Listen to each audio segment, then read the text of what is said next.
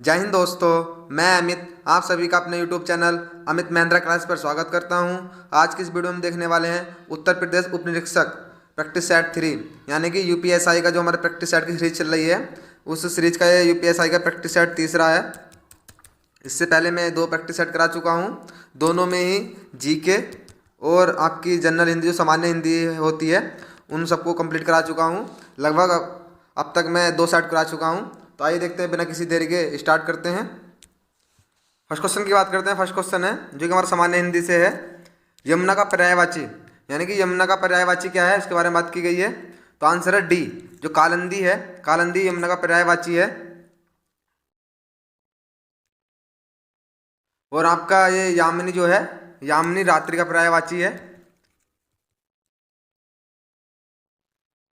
भागीरथी गंगा का पर्यायवाची है।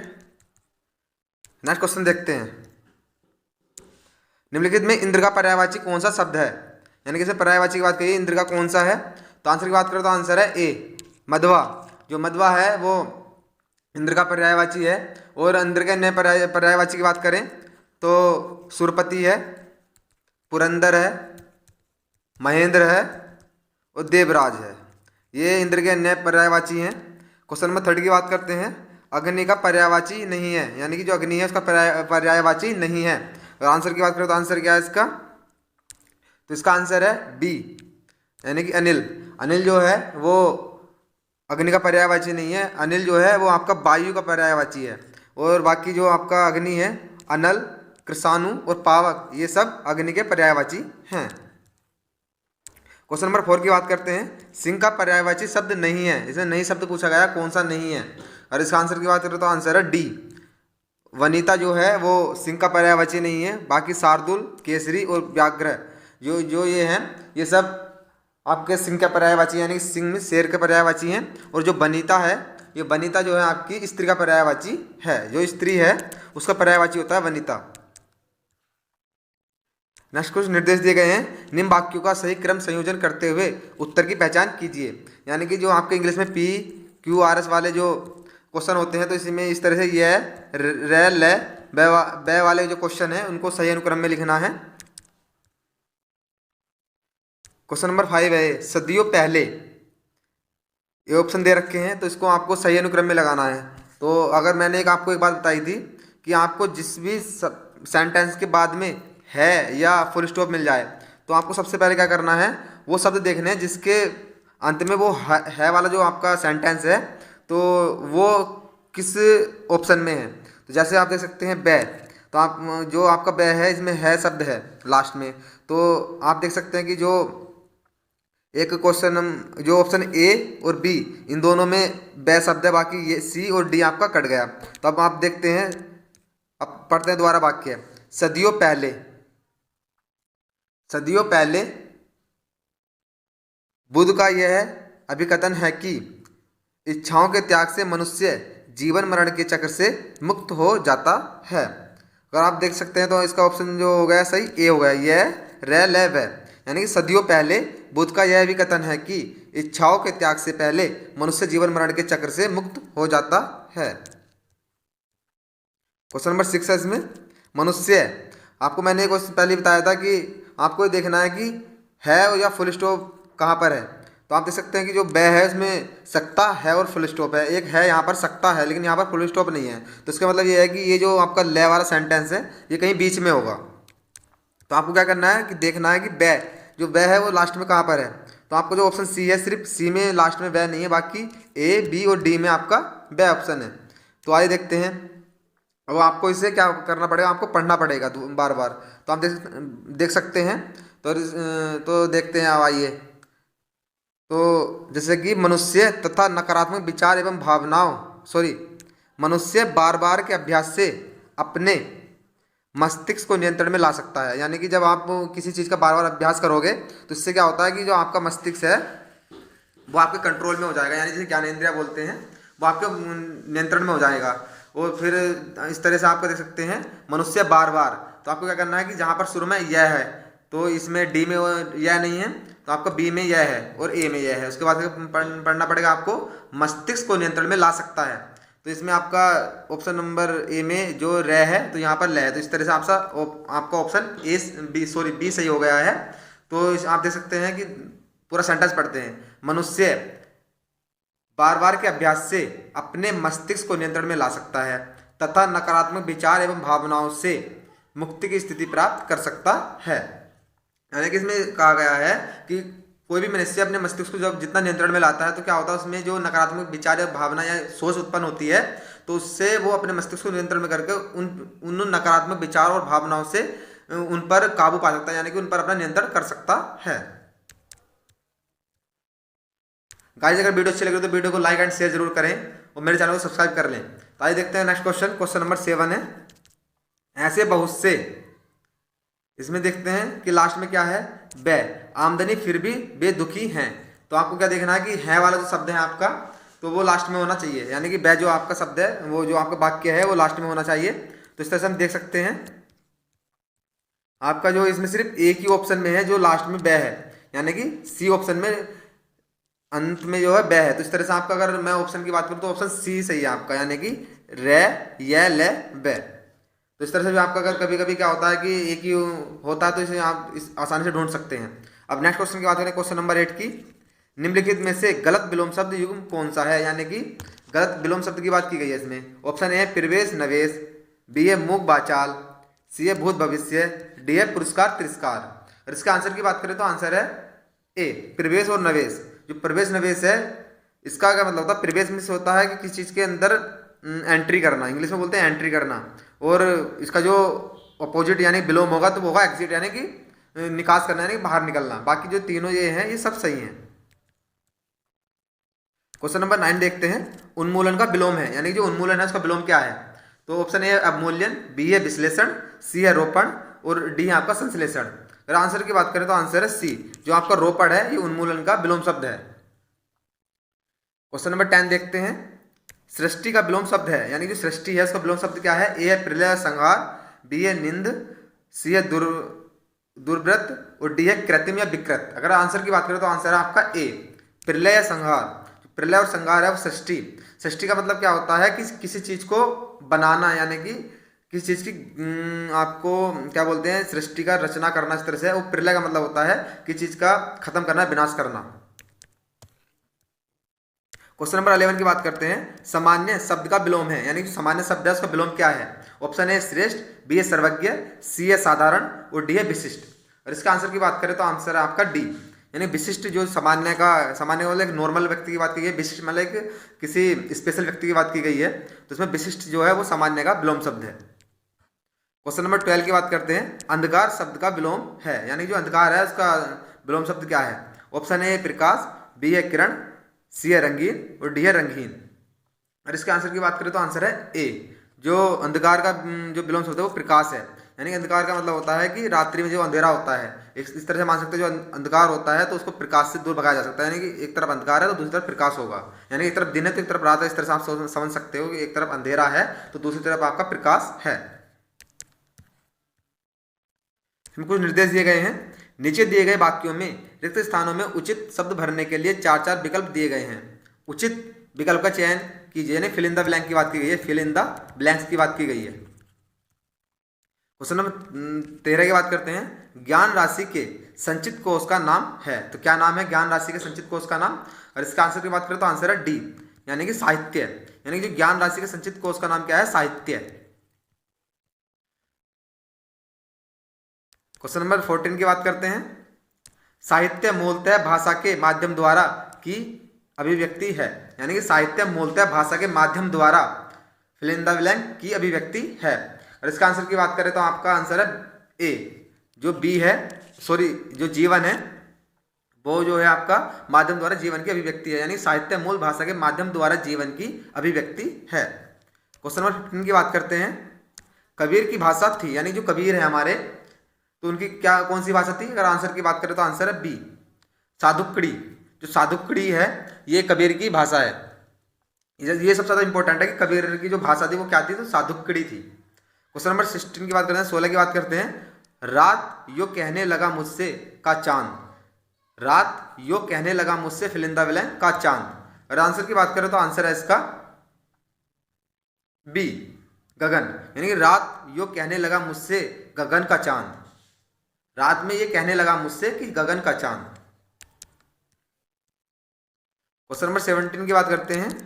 कृष्ण ने मथुरा के राजा का वध किया था, तो जो मथुरा के राजा थे तो वो कौन थे उस समय जिनका वध किया था, तो कृष्ण के मामा भी थे वे। तो आंसर की बात करें तो आंसर है ए, जो कंस है उनका वध किया था श्री कृष्ण ने।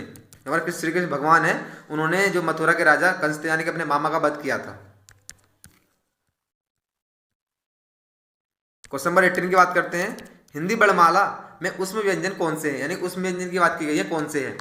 तो अगर इसका आंसर की बात करें तो आंसर है इनका ए, से है, यानी कि से सलजम, से षष्ठ, से सपेरा और है अल, है हल।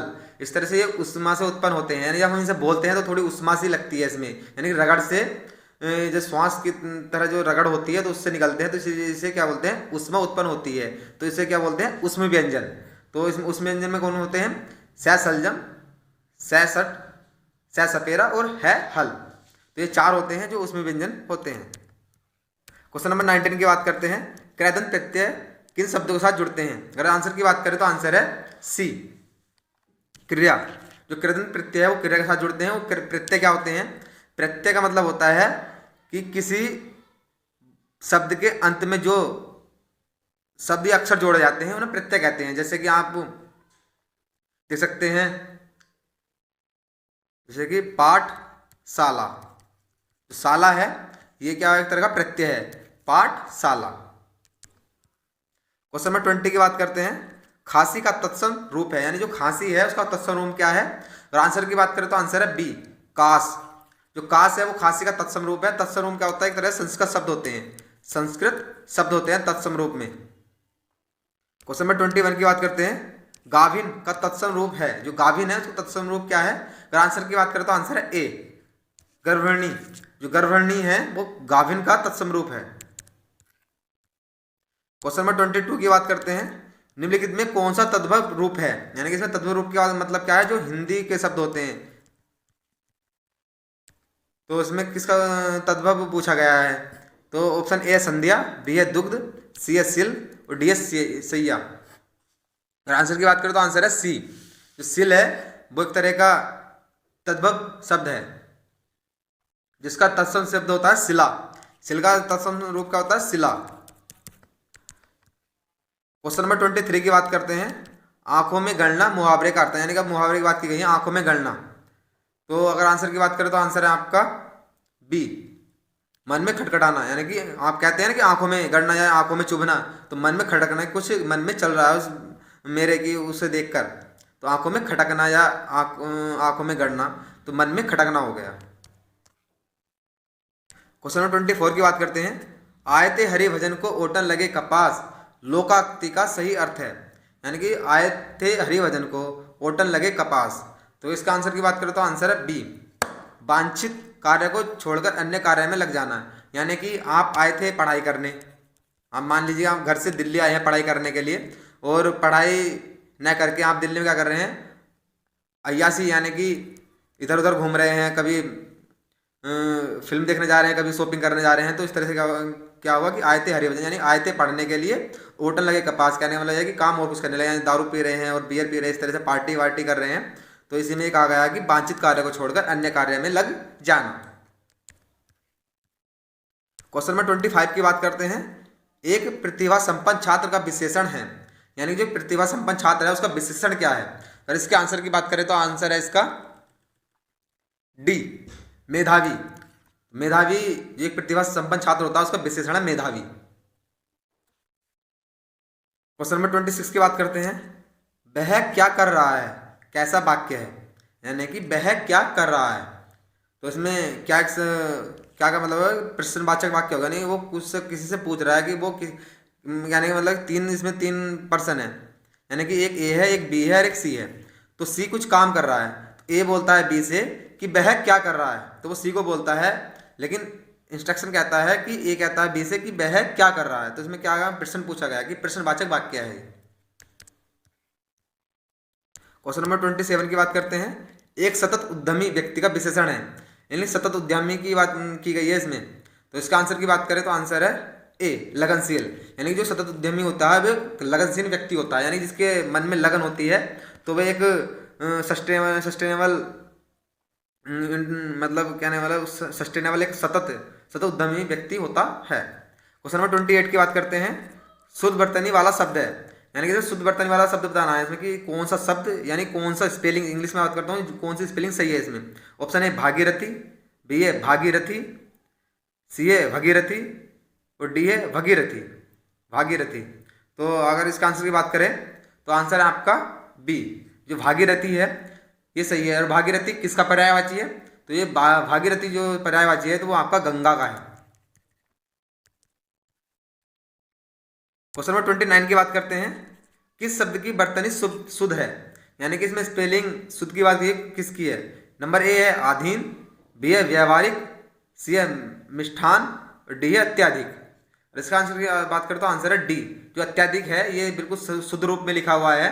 और जो आधीन नहीं होता ये अधीन होता है, किसी चीज के अधीन होना। ये जो व्यावहारिक है ये व्यावहारिक होता है, व्यावहारिक होता है। और आपका जो बचा है मिष्ठान, तो मिष्ठान में जो आपका बनता है मिष्ठान होता है इस तरह से, मिष्ठान, इसमें आधा नया नहीं होता मिष्ठान में।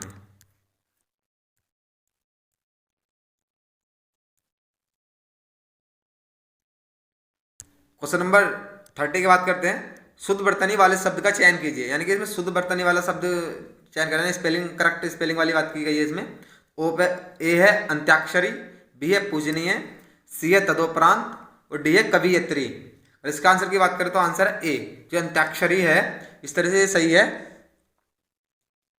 क्वेश्चन नंबर 31 की बात करते हैं।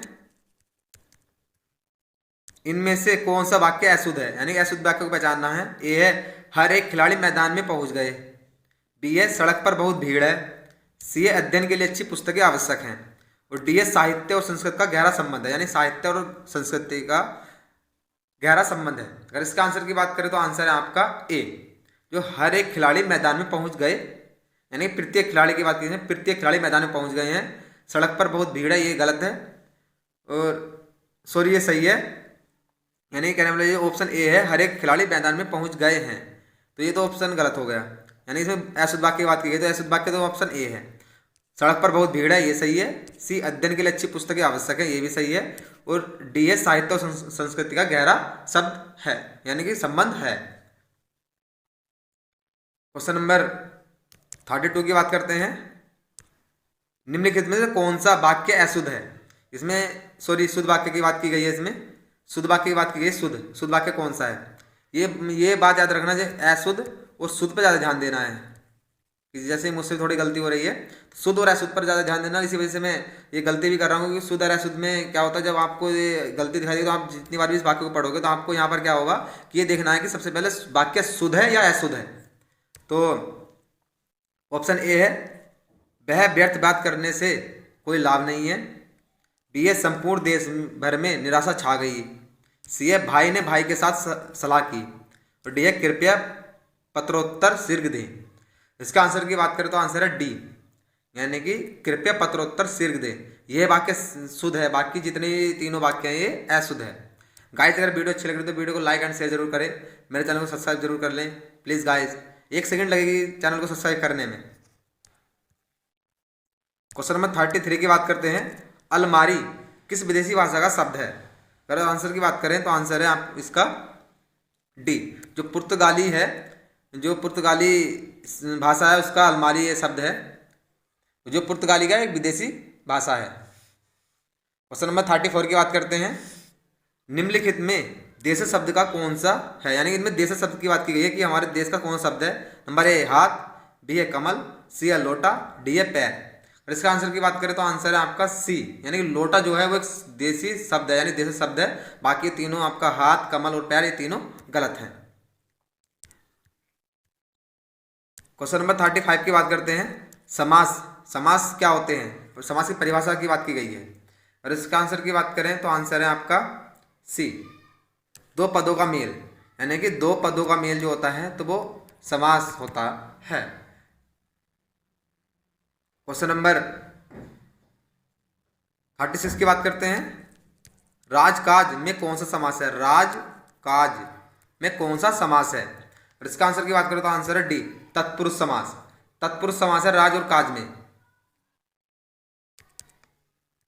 राज और काज का मतलब क्या होता है? राजा का कार्य, राजा का कार्य का कार्य।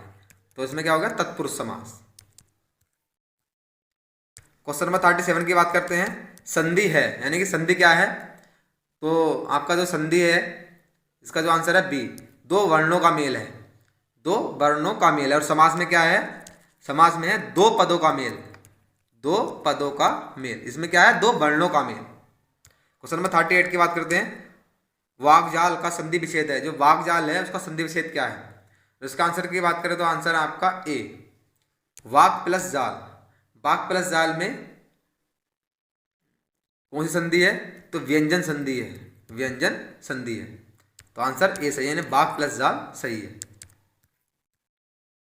क्वेश्चन नंबर 39 की बात करते हैं। सदैव शब्द में कौन सी संधि है? जो सदैव है उसमें शब्द में कौन सी संधि है? तो आंसर की बात करें तो आंसर है आपका सी, वृद्धि संधि है। जो सदैव है उसमें वृद्धि संधि है।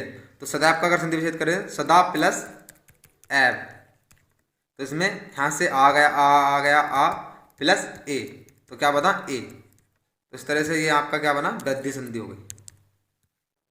क्वेश्चन नंबर 40 की बात करते हैं। रस के चार अंगों में कौन नहीं है? यानी रस के चार अंगों में कौन सा नहीं है? नंबर ए स्थायी भाव, बी है विभाव, डी है अभिभाव और सी है अनुभाव। इसका आंसर की बात करें तो आंसर है आपका डी, जो अभिभाव है ये रस के चार अंगों में से नहीं है। तो इसकी जगह आपका जो संचारी भाव होता है, अभिभाव की जगह क्या होता है? संचारी भाव। तो रस के कितने भाग होते हैं? रस के चार भाग होते हैं। नंबर ए स्थायी भाव, बी है विभाव, सी है अनुभाव और डी है आपका संचारी भाव, अभिभाव नहीं है। क्वेश्चन नंबर 41 की बात करते हैं। स्थायी भावों की संख्या कितनी मानी गई है? यानी जो स्थायी भाव है उसकी संख्या कितनी मानी गई है? तो आंसर की बात करें तो आंसर है ए, 9। जो स्थायी भाव है तो उसकी 9 संख्या मानी गई है। क्वेश्चन नंबर 42 की बात करते हैं। शांत रस का स्थायी भाव है, यानी कि जो शांत रस है उसका स्थायी भाव क्या है? तो आंसर है डी, निर्वेद। जो निर्वेद है वो शांत रस का स्थायी भाव है। गाइज अगर वीडियो अच्छी लगी तो वीडियो को जरूर लाइक करें एंड शेयर करें। मेरे चैनल को सब्सक्राइब कर ले गाइज, 1 सेकंड लगती है चैनल को सब्सक्राइब करने में। क्वेश्चन नंबर 43 की बात करते हैं। जहां पर वर्णों की आवृत्ति हो वहां होता है, यानी कि जहां पर वर्णों, यानी कि ये बात याद रखना, वर्णों की बात की गई है इसमें। तो जहां पर वर्णों की आवृत्ति होती है तो वहां पर कौन सा अनुप्रास, कौन सा अलंकार होता है? तो वहां पर होता है बी, यानी कि अनुप्रास अलंकार। अनुप्रास अलंकार होता है जहां पर वर्णों की आवृत्ति होती है। क्वेश्चन नंबर 44 की बात करते हैं। कनक कनक ते 100 गुनी मादकता अधिक आए, या खाए बोराए जग व पाए बोराए, उपरोक्त में कौन सा अलंकार है? इसका आंसर की बात करें तो आंसर है डी, यानी कि यमक अलंकार। ये क्वेश्चन तो आप हाई स्कूल 9 से पढ़ते आ रहे होंगे। कनक कनक ते 100 गुनी मादकता अधिक आए, या खाए बोराए जग व पाए बोराए, तो इसमें कौन सा अलंकार है? तो इसमें है यमक अलंकार। क्वेश्चन नंबर 45 की बात करते हैं। सूर सागर के लेखक हैं। सूर सागर के लेखक का नाम क्या है? सूरदास है। एक पॉइंट यहाँ पर मैं आपको बताता हूँ। जब भी आप अधिकांशतः सूरदास के जो दोहे होते हैं उसमें आपको सूर नाम जरूर मिलेगा। तो इस तरह से सूरदास के आपके वो दोहे सूरदास के होते हैं। तो ये पॉइंट याद रखना कि जहाँ पर सूर मिल जाता है तो अधिकांशतः जो सूरदास के दोहे होते हैं, यानी सूरदास की लेखक या कविता होती है जहाँ पर सूर नाम भी शब्द आ जाता है। क्वेश्चन नंबर 46 की बात करते हैं। भारतेंदु हरिश्चंद्र की रचना का नाम क्या है? तो अगर इसका आंसर की बात करें तो आंसर है आपका सी, भारतेंदु की जो रचना है तो भारत दुर्दशा, यानी कि भारत दुर्दशा, सी ऑप्शन सही है, भारत दुर्दशा। तो ये भारतेंदु हरिश्चंद्र की आपकी रचना है। क्वेश्चन नंबर 47 की बात करते हैं। सुदामा चरित के लेखक कौन है? जो यानी सुदामा चरित है उसके लेखक कौन है? तो आंसर की बात करें तो आंसर है बी, नरोत्तम दास। जो सुदामा चरित के लेखक कौन है? तो नरोत्तम दास हैं। क्वेश्चन नंबर 48 की बात करते हैं। जिसका इलाज न हो सके उसके लिए उपयुक्त शब्द है, यानी कि जिसका इलाज न हो सके, तो आंसर है आपका ए, असाध्य। यानी जिसका इलाज ना हो सके तो उसके लिए एक शब्द क्या आता है? असाध्य। ऑप्शन ए सही है। क्वेश्चन नंबर 49 की बात करते हैं। जानने की इच्छा रखने वाले के लिए एक शब्द है, यानी कि जो जानने की इच्छा रखता है तो उसे क्या कहते हैं, जिज्ञासु। यानी कि जिसके अंदर मन, कहते हैं ना, जिसके अंदर जिज्ञासा होती है, यानी सीखने की जिज्ञासा होती है, जानने की जिज्ञासा होती है, तो उसे क्या कहते हैं, जिज्ञासु। तो इसका आंसर क्या है, बी, जिज्ञासु सही है। क्वेश्चन नंबर 50 की बात करते हैं। चांदनी रात के लिए एक वाक्य है, यानी चांदनी रात के लिए एक वाक्य क्या है, तो आंसर की बात करें तो आंसर है आपका ए, सरवरी। जो सरवरी है वो चांदनी रात के लिए उपयोग होता है। गाइज अगर वीडियो अच्छी लगी तो वीडियो को लाइक एंड शेयर जरूर करें। और कल की वीडियो में भाग 2 लाऊंगा, यानी कि जिसमें जीके एंड जीएस, यानी कि मूल विधि और आपका संविधान, ये सब होंगे। गाइज अगर वीडियो अच्छी लगी तो वीडियो को लाइक एंड शेयर जरूर करें, मेरे चैनल को सब्सक्राइब कर लें। जय हिंद, जय भारत।